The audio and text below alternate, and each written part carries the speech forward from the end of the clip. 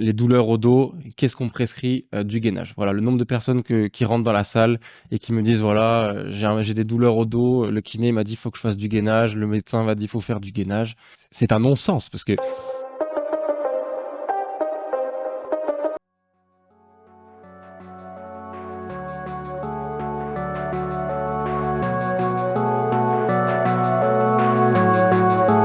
et bienvenue pour cet épisode numéro 4 de Reborn Academy.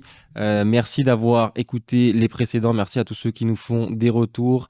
N'hésitez pas à nous mettre un 5 étoiles sur Spotify, un like sur YouTube, à partager, à commenter. Ça nous donne de la force. Ça nous donne envie de continuer à en faire toujours plus et peut-être à proposer encore plus de contenu gratuit. Aujourd'hui, on va parler de la blessure, d'accord? Donc c'est vraiment un sujet qui est très très mal compris, qui est entouré d'énormément de mythes et on va essayer de déconstruire un petit peu tout ça. On va voir un petit peu qu'est-ce qui se fait de mal. Ensuite, on va voir comment on doit faire vraiment, comment on doit réagir à la blessure, comment on doit éviter la blessure pour de vrai et comprendre vraiment ce qu'est le mécanisme de la blessure pour comprendre ensuite comment je réagis et comment je m'entraîne, d'accord, parce que je dois m'entraîner pour récupérer de cette blessure. La première chose dont on va parler, donc c'est de tous ces mythes qui vont autour de tout ce qui ne va pas en général qu'on fait autour de la blessure qui fait que l'on ne guérit pas. Encore, ce qu'il faut bien comprendre, c'est que la plupart des professionnels de la santé, d'accord, la plupart des professionnels, la plupart des coachs, des kinés, des médecins, de tout ce que vous voulez, malheureusement, soit ils ne sont pas compétents, d'accord, tout simplement, soit ils n'ont pas vraiment à cœur de vous soigner, c'est-à-dire qu'ils s'en fichent un peu. Ils n'ont pas envie de réfléchir, ils n'ont pas envie de se prendre la tête. Vous leur dites: OK, j'ai mal au coude, les douleurs au coude, c'est tel exercice, fais tel exercice et voilà. OK, les douleurs au coude, faut faire ça, faut mettre du froid, anti-inflammatoire, tac tac, vous faites votre anti-inflammatoire et c'est bon.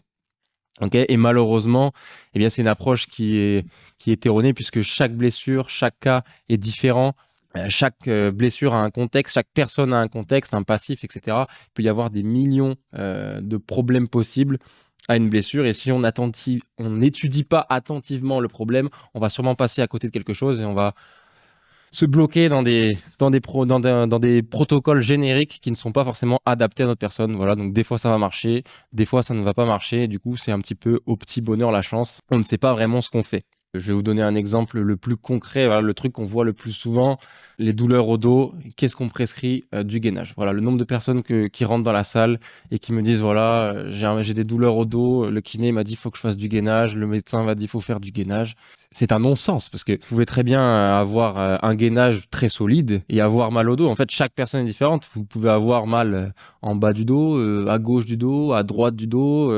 Ça peut être un problème qui est lié au cervical. Peut-être que ça vient du pied, qui vient déplacer vos genoux, qui vient déplacer votre hanche. En gros, pour faire simple, toutes les articulations sont liées. S'il y en a une qui foire, eh bien, ça va avoir un impact éventuellement sur toutes les autres. Chaque cas est différent et on ne peut pas donner des solutions toutes faites à des problèmes qui sont complexes et qui sont différents pour chacun. Voilà, en général, si vous arrivez chez votre kiné, que vous dites j'ai mal au dos, qui vous dit OK, il faut faire du gainage et arrêter votre activité, voilà, fuyez, c'est un mauvais praticien. S'il n'a pas fait vraiment des tests complets sur votre mobilité, sur votre pied, sur votre hanche, sur votre genou, sur vos rotations du buste, de la tête, qu'il n'a pas été testé dans toutes les positions, quelles positions font mal, quelles positions ne font pas mal pour savoir ce qu'il est possible de faire, où est-ce qu'il faut renforcer exactement, eh bien ce professionnel n'est soit pas compétent, il ne sait pas ce qu'il fait, c'est-à-dire qu'il recrache juste des protocoles qu'il a appris, tout fait dans son école de kiné, où on lui dit bah ok, les personnes qui ont mal au dos, c'est des problèmes de sangle abdominale, il faut renforcer la sangle abdominale, et puis voilà, les douleurs au dos vont disparaître. Je ne sais pas comment c'est possible encore que, enfin, vous êtes kiné, ça fait 5 ans, 6 ans, 7 ans, 8 ans que vous êtes kiné, vous avez des personnes qui ont mal au dos, vous leur filez du gainage, ils ont toujours mal au dos, et vous vous dites pas à un moment, ah, mais peut-être que c'est pas ça la solution, il faudrait peut-être faire autre chose que du gainage. Non. Moi, vraiment, personnellement, j'ai été énormément blessé et je ne savais pas quoi faire. Je n'étais pas formé à l'époque. Et du coup, j'ai été voir énormément de kinés. Et il y en a vraiment très très peu qui m'ont aidé. Et je remercie ceux qui m'ont aidé d'ailleurs, qui étaient consciencieux, qui ont pris le temps de faire des vrais bilans, des vraies analyses, qui ont vraiment pris le temps de chercher où était le problème et du coup de m'apprendre comment faire. Parce que vraiment, 8 sur 10, c'est nul. Donc si vous faites partie de ces kinés qui mettent les gens qui donnent des protocoles tout faits et qui mettaient des électrodes aux gens, il est peut-être temps de se remettre en question. Donc, on va pas parler, le but c'est pas de cracher sur les kinés, on va vraiment essayer de développer pour que vous puissiez comprendre par vous-même ce qu'il faut faire et que lorsque vous allez chez un kiné, vous puissiez vous dire, ok, là il a vraiment pris le temps d'analyser, est-ce que c'est bon d'analyser ce qui ne va pas chez moi, je pense que ce qu'il m'a donné est pertinent, ou alors non, je suis arrivé, il m'a tout de suite donné ces 3 blocs d'exercice tout fait, il ne sait absolument pas si ça va fonctionner ou pas, je vais peut-être aller voir quelqu'un d'autre. Très souvent, on essaye de simplifier les problèmes qui sont complexes, de dire voilà, c'était l'exercice qu'il faut faire pour guérir, alors qu'en fait, c'est plus complexe que ça. Et on essaye de complexifier des choses qui sont très simples. On va vous parler de muscles stabilisateurs, etc. On va vous dire voilà, ça va travailler tes muscles stabilisateurs, ça va te permettre de ne plus avoir mal, etc. Alors qu'en fait, ça ne veut absolument rien dire. Déjà, tous les muscles sont stabilisateurs de quelque chose. D'accord, il faut juste comprendre où est-ce que ça fait mal, où est-ce que ça foire, où est-ce qu'il y a une faiblesse pour éventuellement renforcer. En gros, si jamais on vous dit d'arrêter votre activité, il faut que vous alliez voir un autre professionnel. Si on vous dit que vous n'êtes pas fait pour telle ou telle activité, c'est pareil, il faut aller voir un autre professionnel.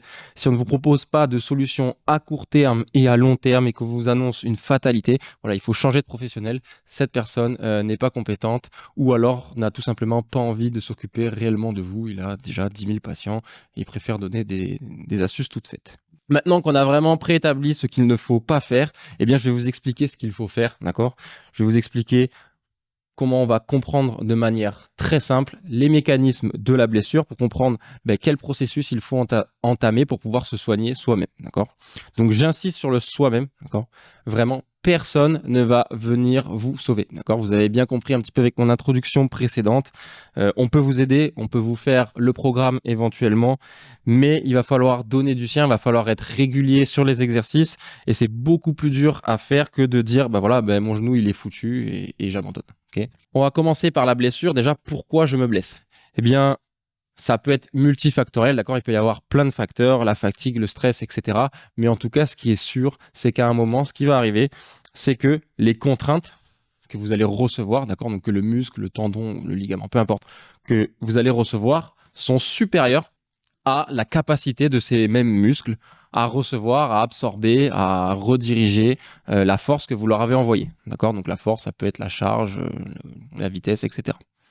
Lorsque l'on comprend cela, eh bien, qu'est-ce qu'il faut faire lorsqu'on parle de prévention de blessures? Et c'est pour ça que c'est un terme qui est souvent mal compris, c'est-à-dire qu'on parle de prévention de blessures avec des exercices tout faits, voilà, élastiques, etc., renforcement, voilà, les exercices là, des rotateurs, etc., avec des tout petits élastiques, des tout petits poids, où on met au final très très peu de contraintes sur les muscles, très très peu de contraintes, et du coup au final, il n'y a pas une réelle prévention de blessures, puisque lorsque l'on reçoit des forces, etc., ce sont des forces qui sont bien plus importantes. Et c'est ça que l'on devrait entraîner, d'accord? Donc, lorsqu'on parle de prévention de blessure, on parle tout simplement d'envoyer des signaux de force dans les muscles, des signaux de force à des angles spécifiques où on sait qu'on est potentiellement à risque pour éviter la blessure, d'accord? Et si le signal de force est insuffisant, donc mes petits élastiques, etc., eh bien, lorsque un mouvement qui est vraiment violent va vraiment arriver, eh bien, je ne serai pas préparé avec ces petits élastiques, ces petits poids, ces petits haltères ne m'auront préparé à rien du tout. Ce sont des exercices qui vont être très intelligents, très intéressants dans le cadre de la réhabilitation juste après une blessure, quand notre capacité à tolérer certaines charges est très faible sur certains angles, mais dès que voilà, on a dépassé ce stade, eh bien, il faut continuer à complexifier l'exercice, continuer à augmenter les charges, continuer à s'entraîner pour être vraiment de plus en plus fort et là vraiment faire de la prévention de blessures. Souvent, donc, j'ai envoyé une contrainte qui a été trop forte pour mon muscle et du coup, la fibre, le tissu, le muscle ne suit pas, il s'abîme, il se blesse, il se pète, peu importe. Et du coup, je suis blessé. Ok ? Très souvent, pourquoi j'en arrive là? C'est tout simplement que je n'ai pas respecté un des principes clés de l'entraînement qui est la surcharge progressive. D'accord? La surcharge progressive, ça veut tout simplement dire que on doit progressivement intégrer les charges dans notre entraînement au fil des semaines, au fil des entraînements pour arriver à son maximum. Et très souvent, eh bien, on reprend trop vite, on augmente trop vite les charges, on veut aller trop vite. Et c'est là qu'on se blesse. Alors typiquement, le meilleur exemple pour ça, c'est la course à pied. J'en parle tout le temps avec mes clients et j'ai déjà même moi-même fait cette erreur, c'est-à-dire que je n'ai pas couru depuis 6 mois, je n'ai pas couru depuis 1 an parce que ça me faisait un peu mal au genou, etc. Je décide de reprendre la course. Qu'est-ce que je fais? Je vais courir 10 km. Alors pourquoi? Parce que 10 km, c'est un peu la distance, voilà, c'est le truc à faire pour s'entraîner, etc. C'est le truc de base. Et je vais courir 10 km, donc je vais courir pendant 1 heure, alors que ça fait 1 an que je n'ai pas couru. Eh bien voilà, peut-être que mon cardio est capable de tolérer, voilà, peut-être qu'au niveau du cardio, je suis largement capable de courir pendant 1 heure, c'est pas un souci, mais peut-être que mon genou, mes tendons, voilà, mon tendon d'Achille, mes mollets, etc., ne sont absolument pas capables d'absorber autant d'impact. Et puis après, le lendemain, je vais avoir mal, je vais avoir des douleurs au genou, et après, je vais me dire, ah purée, la course, c'est pas bon pour les genoux. Ah purée, la course, c'est pas fait pour moi. Mais non, vous n'avez pas couru depuis 1 an. Qu'est-ce que je fais? Je commence peut-être par éventuellement courir 1 minute, marcher 1 minute. Je fais ça 10 fois d'affilée. J'ai couru que 10 minutes. Je sais, c'est frustrant, mais c'est comme ça. Puis ensuite, je vais faire 2 minutes, puis ensuite 3 minutes. Et ensuite, je me disais, OK, aujourd'hui, je cours 3 fois 5 minutes. OK, la dernière fois, 3 fois 5 minutes, ça correspondait à environ 3-4 km. OK, aujourd'hui, je vais faire peut-être, allez, je fais 2 km et demi en 2 fois. Ensuite, je vais faire 4 km, puis 2 km. Maintenant, je fais 5, 6, 7, 8, etc. Et éventuellement, au bout de 2-3 mois, je serai arrivé à mon 10 km. Mes tissus auront eu le temps de s'adapter. Je ne me serai pas blessé et je pourrais faire un vrai 10 km sans avoir d'impact. D'accord? Donc, la prochaine fois que vous reprenez la course, pensez à cette astuce. C'est gratuit pour tous ceux qui suivent ce podcast. On en revient à pourquoi je me blesse. Eh bien, donc, la contrainte qui a été envoyée sur les tissus est trop importante parce que souvent, je n'ai pas respecté ce concept de surcharge progressive ou tout simplement parce que j'ai été mis dans une position où je n'ai pas l'habitude, où mes tissus n'ont pas l'habitude d'être mis, d'accord? Donc tout simplement, par exemple, si je fais tout le temps mon deadlift avec le dos droit et que d'un coup, tac, mon dos se courbe, eh bien éventuellement, je n'ai absolument pas l'habitude de tirer avec les tissus qui sont dans cette position d'étirement. Et là, hop, c'est la rupture, je vais me faire mal, je vais me bloquer le dos, ok? Donc, et du coup, je fais encore un petit parallèle du coup avec cette histoire de deadlift, de dos droit, etc. On a toujours tendance à vouloir mettre le dos dans des positions qui sont neutres à l'entraînement parce que c'est là où on est le plus fort. Mais malheureusement, lorsqu'on se blesse, c'est très rarement dans les positions où on est fort qu'on se blesse, c'est souvent dans les positions où on n'est pas fort. Donc, je vous invite à vous entraîner régulièrement dans des positions où vous n'êtes pas fort, c'est-à-dire, ben voilà, peut-être avec des charges plus légères, mais les genoux qui rentrent, le dos arrondi, etc. Faire des squats avec un petit peu tous les angles, les pieds un petit peu décalés, etc. Parce que dans les mouvements de la vie de tous les jours, dans nos gestes sportifs, on ne sait jamais ce qui peut arriver lorsque l'on fait du sport. Voilà, c'est le risque. On va dégrader notre technique de temps en temps, on va vouloir pousser, on va vouloir forcer, on va se challenger, c'est normal, c'est bien, ça fait partie du sport, mais voilà. De temps en temps, il faut s'entraîner à l'éventuel échec, à des mauvaises techniques, etc. Donc, c'est même pas des mauvaises techniques, c'est juste des mouvements qui ne sont pas conventionnels. Il faut sortir de ces mouvements un petit peu conventionnels pour s'entraîner, pour vraiment éviter la blessure dans le sport, d'ailleurs, où les mouvements ne sont pas conventionnels. Et même dans la salle, si vous avez l'habitude de soulever lourd, eh bien, de temps en temps, soulever un petit peu le dos rond, etc. Vous entraîner à monter progressivement, toujours en respectant cette surcharge progressive. Eh bien, ça va vous permettre que si jamais cela vous arrive, eh bien, vous êtes prêt. Et donc, du coup, qu'est-ce que je dois faire pour éviter la blessure? Eh bien, il faut s'entraîner. Donc, c'est ce que je disais juste avant. Il faut faire de la mobilité, de la force, travailler dans des angles non conventionnels, aller travailler dans des grandes amplitudes, entraîner mes tendons en rigidité, mes muscles en souplesse et en force, et donc du coup me préparer au pire, d'accord? Donc n'hésitez pas, pour entraîner vos chevilles, à marcher un petit peu sur les côtés, les arêtes des chevilles, avec les genoux qui rentrent à l'intérieur, à faire même quand vous êtes à l'aise à faire ça, vous pouvez même faire des petits sauts dans ces positions-là, etc. Peut-être en vous tenant au poteau au début, ensuite vraiment au sol. Voilà, si vous êtes avec des sports, vous avez beaucoup de changements de direction, etc., vous êtes sujet aux blessures, à la chimie, ben voilà, par exemple, ça peut être une des options d'entraînement que je peux intégrer avec de la surcharge progressive pour éviter de me blesser. Voilà. Que ce soit, donc toujours respecter cette surcharge progressive, voilà, que ce soit en musculation, en course à pied, en prévention des blessures, etc. Je pars du plus faible, je vais toujours monter en charge au fil des semaines. Et voilà, il n'y a pas de limite pour éviter la stagnation, la blessure. À partir du moment où je fais ça, je m'entraîne dans tous les angles possibles et imaginables, avec toutes les formes possibles. Eh bien, normalement, je ne vais très peu me blesser. Et même si je vais me blesser beaucoup moins gravement que si je ne m'entraîne jamais. Ça, c'était pour la prévention de la blessure. Bon, on va dire que là, maintenant, je suis blessé. Qu'est-ce que je fais quand je suis blessé? Alors, je vais vous donner quelques petites étapes.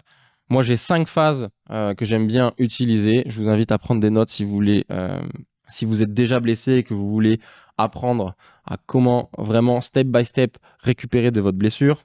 Donc déjà, le step numéro 1, c'est vraiment d'arrêter l'activité qui vous fait mal. D'accord? Mais uniquement ce qui vous fait mal. Donc, vous devez tester. Donc, si éventuellement c'est la course à pied, vous avez mal quand vous faites de la course à pied, même si d'habitude vous courez 10 km et que là vous courez que 3 km, vous avez un peu mal, mais ça va. Non. Pour l'instant, il faut arrêter de courir. Peut-être éventuellement vous pouvez aller marcher, mais il faut comprendre où est-ce que vous avez mal, régler le problème avant de reprendre la course à pied. Ensuite, il va falloir adapter l'activité, d'accord? Donc, bon, pour la course à pied, c'est compliqué, mais si vous faites de la musculation, par exemple, si vous avez mal au dos ou que vous avez mal à l'épaule, ça ne veut pas dire que vous devez arrêter complètement la musculation. Ça veut juste dire qu'il y a certains angles où vous avez mal et vous devez éviter ces angles-là, mais vous pouvez très bien continuer à vous entraîner. Et même si vous avez mal au dos, s'il y a certains exercices du dos dans certains angles qui ne vous font pas mal du tout, eh bien dans ce cas-là, vous pouvez les faire et même vous devez les faire pour continuer à maintenir une certaine masse musculaire, pour ne pas perdre vos gains. Et normalement, si on sait bien s'entraîner, on peut même continuer à progresser alors qu'on est blessé. Et ensuite, il va falloir entraîner, renforcer les zones spécifiques et les articulations qui se trouvent autour. C'est là où on en revient à notre histoire de chaîne kinétique ou cinétique, je ne sais jamais comment on dit. Mais bref, il va falloir essayer de comprendre d'où peut venir le problème. D'accord? J'ai mal au dos, par exemple. Je reviens toujours à cette histoire de dos parce que ça me fait toujours rire quand on prescrit du gainage et quand on commence à comprendre un petit peu comment fonctionne le corps humain, on se rend compte à quel point c'est une ineptie, une aberration de prescrire tout le temps du gainage aux gens qui ont mal au dos, alors qu'en fait, ça ne va probablement rien changer. Par exemple, si j'ai mal au dos et que le problème peut venir. Donc, qu'est-ce qu'il y a autour, à côté du dos? On a la hanche qui est très proche, les genoux, et ensuite en dessous, on a les pieds. D'accord, si on parle d'articulation étage par étage, enfin la cheville et les pieds.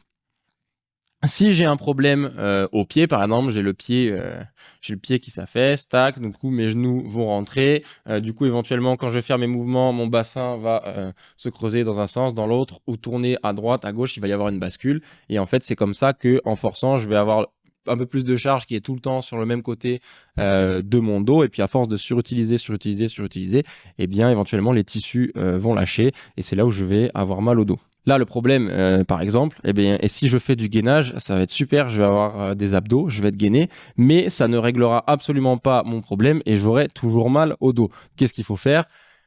Eh bien, avec des tests, on va pouvoir adresser, on va pouvoir voir, ah ok, là j'ai les pieds qui s'affaissent, je n'ai pas d'arche, il va falloir renforcer un petit peu cette arche pour pouvoir remettre mes genoux dans un bon axe, pour pouvoir rééquilibrer mon bassin et pouvoir faire mouvement correctement. Et là, hop, comme par magie, avec en plus des adaptations du travail sur les tissus qui ont été abîmés sur le dos, d'accord, donc en étirement, en isométrie, en contracté relâché, etc. Eh bien là, je vais récupérer mon dos et je vais pouvoir faire tous les mouvements qu'on m'a dit que je ne pouvais pas faire et que je ne devais pas faire sans problème, d'accord. Donc essayez d'être méthodique, d'essayer d'analyser. Et si vous n'êtes pas capable, allez voir un professionnel de la santé qui sera capable d'être méthodique et d'analyser. Si vous voyez qu'il n'y a pas d'analyse, encore une fois, je vous le dis, fuyez, partez. Si on vous donne un truc tout fait, ce n'est pas un bon professionnel de la santé. On va voir un peu plus en détail ce qui se passe lorsque je me blesse et les 5 phases à respecter pour ne pas se tromper, pour être sûr de récupérer de la blessure.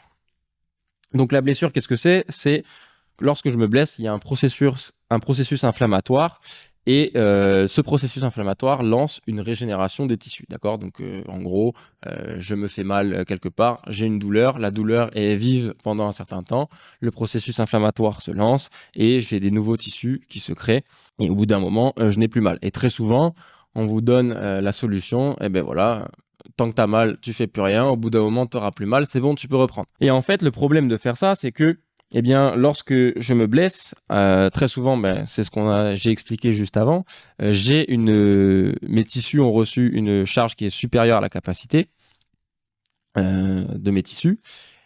Et lorsque le corps il va reconstruire des tissus, il est un peu feignant et il va reconstruire des tissus, mais ils sont de moins bonne qualité que les tissus précédents. D'accord? C'est-à-dire qu'en fait, vous aviez des tissus qui n'étaient déjà pas assez forts pour faire le travail que vous leur demandez. Et en plus de ça, ceux qui arrivent derrière, qui vont se reconstruire, eh bien, ils sont encore moins forts que ces 10 tissus qui se sont abîmés. Du coup, si vous ne faites rien, que vous vous entraînez rien, eh bien, forcément, qu'est-ce qui va se passer lorsque vous allez reprendre votre activité? Vous allez vous reblesser. Et à force de faire ce cycle de je me blesse, j'arrête 3 ou 4 fois d'affilée, ben éventuellement, vous allez vous dire, ok, ben voilà, mon genou il est foutu, mon dos il est foutu, et puis vous allez arrêter, vous allez abandonner. Alors qu'en fait, vous n'avez juste pas été orienté, vous n'avez juste pas fait le travail, vous n'avez juste pas fait tout ce qu'il fallait faire pour éviter la blessure. Donc, qu'est-ce que je dois faire? Eh bien, comme je l'ai expliqué juste avant, j'arrête mon activité, et ensuite, j'arrête mon activité pour éviter que l'inflammation continue, pour éviter d'abîmer ces tissus, et je dois renforcer ces 10 tissus. Donc, comment je vais renforcer les tissus qui sont de mauvaise qualité? Eh bien, il faut tout simplement envoyer un signal de force à ces tissus. D'accord? Donc, qu'est-ce que je fais? J'envoie un signal de force à mon tissu, donc avec différents exercices. On va voir un petit peu les étapes pour les exercices juste après. Et en fait, c'est ce signal de force qui va dire à mon tissu, le tissu, il va recevoir ce signal de force et il va se dire « Ah ok, là je suis pas assez fort, il faut que je construise plus, il faut que je m'améliore pour pouvoir tolérer les stress qui vont m'être proposés ensuite. » D'accord? Et en envoyant des signaux qui sont des signaux de force qui sont suffisants mais qui sont tolérables pour éviter la blessure, et bien petit à petit, je vais renforcer jusqu'à ce que je puisse reprendre l'activité sans problème. Donc, comment je fais? Eh bien, il y a plusieurs méthodes, toujours en respectant cette surcharge progressive et en ne travaillant pas dans la douleur. Donc, voilà les 5 phases que je vous donne. Donc, la phase numéro 1, on va avoir, donc dès que je me suis blessé, eh bien, c'est ce qu'on fait très souvent. Donc, cette étape, elle est respectée par tout le monde. Étirement, massage, d'accord? Donc, l'étirement, c'est en effet un signal de force sur le tendon. Lorsqu'on tire sur le tendon, sur le muscle, eh bien, on lui envoie un signal de force et il va devoir s'adapter ensuite. Donc, ça, souvent, c'est respecté. Donc, on augmente progressivement les amplitudes. On essaye d'aller chercher le maximum de tissu, d'accord? Donc, si par exemple, eh bien, j'ai mal au poignet, voilà, je vais tordre mon poignet. Si j'ai pas mal dans cet axe-là, ok, je tire. Là, j'ai un peu mal, mais ça va. Eh bien, je peux l'étirer un petit peu plus, etc. Et jusqu'à ce que je puisse le bouger correctement sans douleur. Ensuite, j'aime bien utiliser donc en phase 2, une fois que les étirements sont supportables, que les massages sont supportables, que l'inflammation a bien diminué, eh bien, je vais travailler en isométrie. D'accord? Donc, l'isométrie, c'est le fait d'utiliser des positions statiques. Donc, si je garde toujours mon exemple du poignet, eh bien, voilà, là, j'ai gagné cette capacité à l'étirer jusqu'ici, mais je n'ai pas de force dans cet angle. Eh bien, à ce moment-là, je vais pousser avec mon poignet. Et là, dans cet angle, eh bien, je vais avoir de la force. Et puis petit à petit, ok, ici cet angle-là me fait mal, eh bien je m'arrête là, je pousse, etc., etc., etc. Je vais remonter comme ceci jusqu'à ce que tous les angles soient forts. Ensuite, une fois que la phase d'isométrie a été validée, eh bien je vais travailler en excentrique. Eh bien là, peut-être que je vais prendre un petit poids et je vais freiner juste la descente avec mon poignet et remonter le poids, etc. avec l'autre main. Ça peut être une façon de faire. Donc là, ce que je vous donne, c'est des exemples, mais ces principes, ils sont transversaux, c'est-à-dire que c'est conceptuel, ça peut vraiment marcher avec toutes les articulations, avec tous les muscles. À partir du moment où j'ai compris comment je dois fonctionner, eh bien, je peux appliquer ça à n'importe quelle situation. Et ensuite, une fois que la phase excentrique est terminée, que j'ai fait, voilà, j'arrive à retenir des charges qui sont quand même conséquentes, qui se rapprochent de mon niveau d'activité, eh bien, je vais faire une remise en charge progressive. Normalement, une fois que j'ai terminé la phase excentrique, je n'ai plus très mal. Et très souvent, l'erreur qu'on fait, c'est de vouloir reprendre directement où on s'était arrêté, alors que, en fait, ok, j'ai plus mal, ok, j'ai renforcé, etc., mais je ne suis pas encore arrivé à mon niveau d'avant. Même si j'ai l'impression que je pourrais, eh bien, je ne peux pas. Et puis, même si je peux, il vaut mieux être... c'est quoi là? Je sais pas comment dire, better safe than sorry. Voilà, vaut mieux prévenir que guérir. Voilà.